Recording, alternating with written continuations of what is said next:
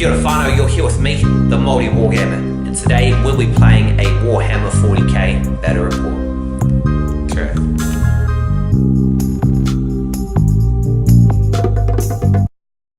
Alright, welcome whanau to this 50 power level battle between the Eldar of Craft Lord Sam Han versus the Necrons, ancient enemies in this clash of the Titans. In the final battle report for, second to last battle report for the Battle of Ithaca campaign, your classic Māori Wargamer content, Xenos armies going at it. So we're playing an open war game.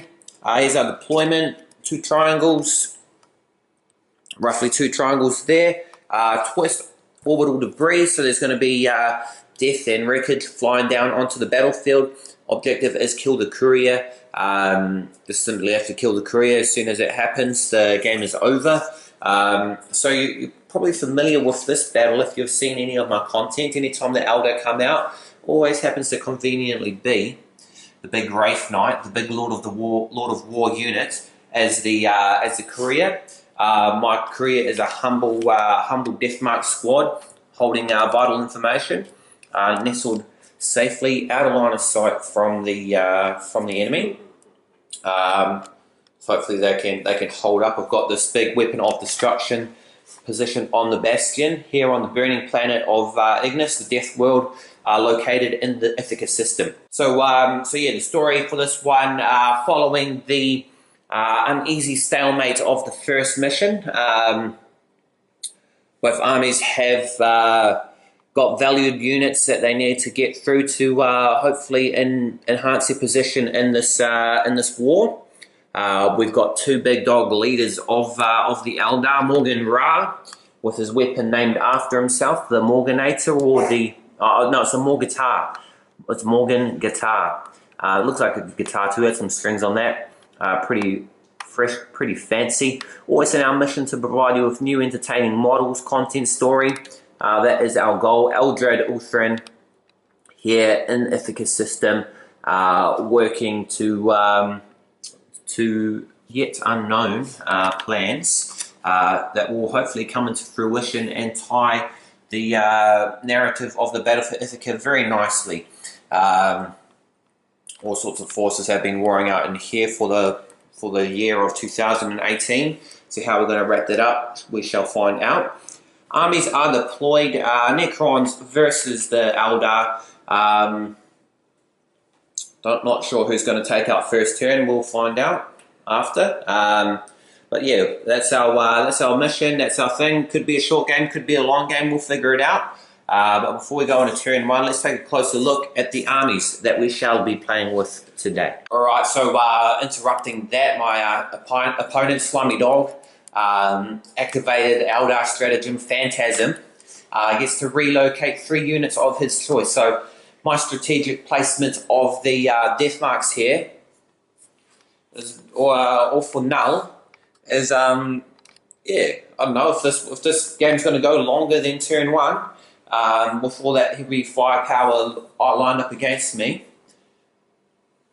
Pretty BS that, eh? Pretty rubbish. I'm just going to quickly read my codex first, and then I'll come back. We'll figure out who's going to go to turn one, and then go and look at the armies. We have a patrol detachment of Necrons led by a Necron Overlord with a War Scythe and a Resurrection Orb. 2 10-man Necron Warrior squads with Gauze Flayers, and a Doomsday Ark with a Doomsday Cannon and 2 Gauze Flayer arrays. And a 3-man Tombblade squad with 2 Gauze Blasters. We have a patrol detachment of Eldar led by Eldar Uthran with a Shuriken pistol and a staff of Ultramar or something like that. And then Morgan Ra, and his weapon's called like the Morganator or something like that. I'll just double check that. Clarification, it's the Morgatar. A 10-man Guardian squad with Shuriken catapults and a Shuriken cannon. A 5-man Dark Reaper squad with 4 Reaper launchers, the leader with a Tempest launcher. And the mighty, somewhat overpowered in a friendly 50 power level game, Wraith Knight, a Lord of War unit, 2 Wraith cannons, 2 Shuriken cannons, Wraithbone Fist and Stomping Feet, you know, all that good stuff. Overpowered, but you know, I like to go against the odds.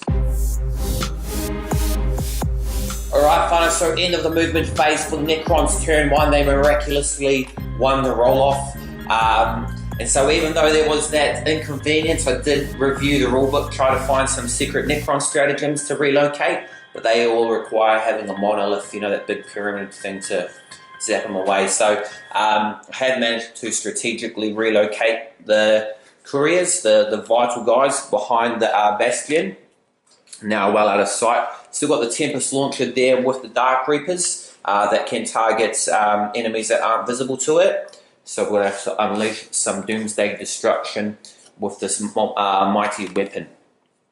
Across the battlefield of Ignis, the flaming death world, the Necron armies move to take down a vital building over here. Morgan Ra there, Guardians all stationed, garrisoned well inside it. The immortal Necrons sweeping across the battlefield, dominating the territory. Tomb Blades, they were there to take down the Dark Reapers who were there, who've gone, but they're using their speed to zip up and rip in with their Gauze Blasters. So that is the end of the turn for Necrons, turn 1. We'll go, in the movement phase. Let's go into the shooting phase and at least get some damage done over in that building and get rid of the Dark Reapers. They're the biggest threat at the moment, being in that the Tempest launcher can target out of units that aren't visible to it. Alright, fine, so end of the shooting phase for the Necrons, a overwhelmingly successful shooting phase for them. Overwhelmingly successful turn 1, actually, to be fair. Getting that, sneaking in that roll. If my opponent got the first turn, my death marks were in a bad position and would have been blown off the field and end of the game. But, you know, keep that quality content, keep you on your toes. And, yeah, forces of the Necron warriors. Tomb Blades wiped out the defender squads here. And then Morgan Ra brought him down to 1 measly wound left. He had 2 up saves, reduced to 3 up. And, yeah, could not even roll that. Just rolled only 1s or 2s. So it would have been good to get footage of that. But wiped out, demolished that half of the field. So Necron dominance for 3/4 of the map. Only this little corner there to take out. Did also take down 2 Dark Reapers with the Doomsday Arc, throwing the Doomsday Cannon straight into it. So pretty balanced. This is the last remnants of Eldar defense against the mighty Necrons here. The courier is safely behind shelter. Their courier is out in the open, high defenses, but yeah, we should be all right. In this courier open war mission, multi-wargamer battle reports, your humble New Zealand wargamer. Going into Eldar turn 1. Alright, folks, so end of the Eldar movement phase, very brief. There's only 4 units of Eldar on the field in this 50 power level game. That's what you get when you invest all your points into one thing. Yeah, we'll see how it goes.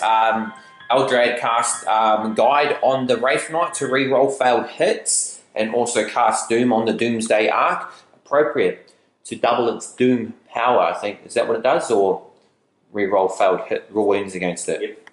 Should be that I re-roll extra wounds to increase his Doomness. Doom is in the name, and Doom is in the power that's cast on him. Anyway, 4 units, should be a quick turn for the Eldar. Hope get this stretch this out to maybe a 10-15 minute length. I think that's minimum standard required. We'll go into shooting phase for Das Eldar. Alright, final end of the turn for the Eldar. On turn 1, they've launched in with some heavy firepower, bringing the mighty Doomsday Arc from 14 to 7 wounds, so he's down half a weapon's profile. And the Tempest launcher, Dark Reaper, took down 2 death marks, 2 of the squad containing the courier. So a vital blow struck against them. That is solely the focus of the game, getting rid of the courier. So full powered Wraith Knight there. Morgan Ra and his Morgutar. He's got not as great as you'd expect, -1 AP. So it took down 1 Necron. So yeah, he's look at that, he's in trouble next turn. He's not going to live. Good appearance. Good investment and good appearance by the special character unit. He's made a big impact to the game.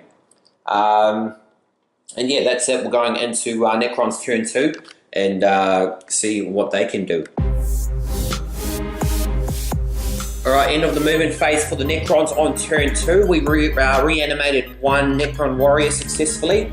2 death marks did not return, unfortunately.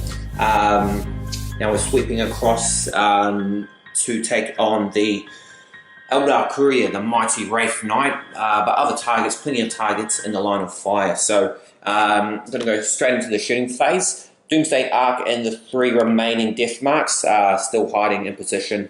Living Metal brought back a wound to the Doomsday Ark as well. Alright, so green Necrons at the back, shooting into Morgan Ra. So we've landed 4 wounds. So 4 -1, 4 3-ups required to keep him alive. Entertainment for the camera. Oh, he failed the 1. Command point reroll is last command point there.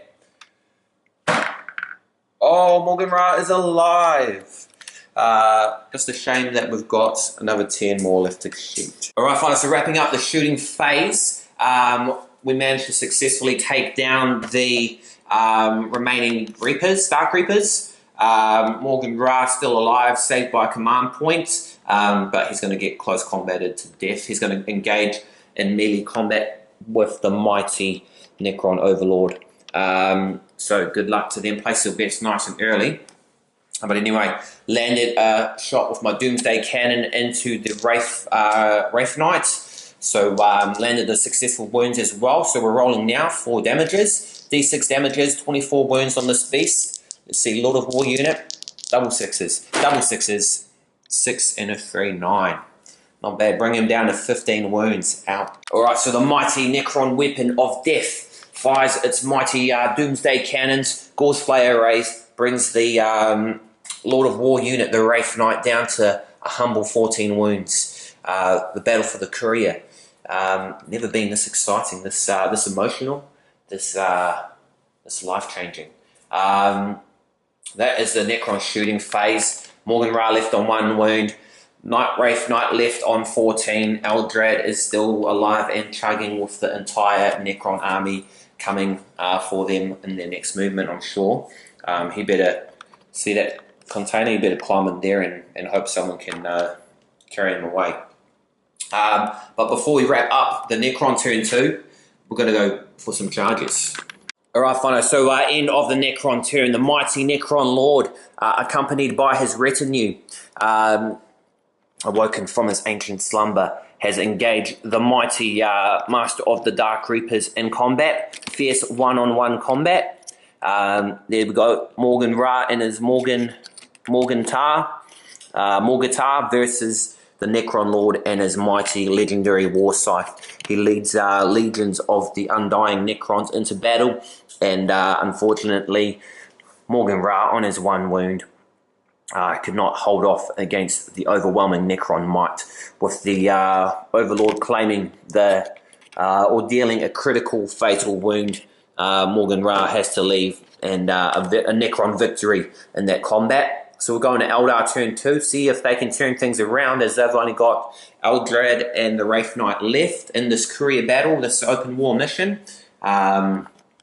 Stay with us to see how it's going to end up. Alright, so end of movement phase for the Eldar. The Wraith Knight stomped across directly this way. Eldrad cast Guide and Doom. Guide onto re-rolling the Wraith Knight's hits, and Doom onto the death marks. The Courier's hidden behind here, except no longer hidden. Yeah, it's kind of. If I had 1 more turn, I would have angled them around there. It's pretty much doomed. Is it GG just yet? Who knows? I'm going into the shooting phase. Gets to re-roll failed hits and then also re-roll failed wounds. So, yeah, we'll see if the dice is on my side today. All right, Whānau, and didn't even just two of the Wraith Cannon shots, enough to wipe these guys from existence. And with that, the Necrons, the Eldar steal an unconvincing victory. But, a victory nonetheless. We'll give it to them. The courier mission. Always hate drawing that one randomly out of the cards. But that is just the way the cookie crumbles there, eh? So it didn't go much longer than that. Turn 2. It's just real lucky I got the first turn. But I'll wrap up nicely very shortly. So yeah, as usual, Wraith Knight, the MVP, finishes the game as it needs to. Thinking now, I probably should have selected this guy as the courier with his living metal, with his quantum shielding, and I found the cool quantum shielding stratagem as well. Probably would have kept him alive longer than those guys with no involves or anything like that, eh? But yeah, that's the Eldar victory. Unconvincing maybe, but can't argue with results. And I guess, yeah, make things interesting as we go into, for next week, as we go into this finale, season finale of this, not only this campaign, this season, but also the season finale for Multi-Wargamer Battle Reports for 2018, coming at you since November last year with quality New Zealand-made content. Just bringing some fresh new flavours to the world of YouTube. And yeah, I'll be filling you up with some Kill Team stuff. Another exciting release should be coming as well in January for you guys, before we move into 2019. But that's all in the very far future. In the immediate future, the Eldar secure victory with the death of the courier, vital data gone from the Necrons, and giving the Eldar a strategic advantage coming into the final game that will be taking place next week. And yeah, that's it. Small game, quick game. Good game's a fast game. That's what I always say. Man, the Necrons performed heaps better than they did last game. Real good. I would have liked to kill Eldar. I reckon one more turn would have been game over. But yeah, if you enjoyed this battle report at all, finally, make sure you give it a thumbs up, give it a like, subscribe to my channel if you haven't already. Support quality content, quality amateur New Zealand YouTuber content. Not enough of that these days, eh? Yeah, appreciate any support. Currently on 164 subscribers now, just lost one. Whoever you are, good riddance, didn't want you as a subscriber anyway, eh? But yeah, tune in next week for the season finale. I am your gracious host, the incredible, the indomitable Multi-Wargamer. Thank you for watching.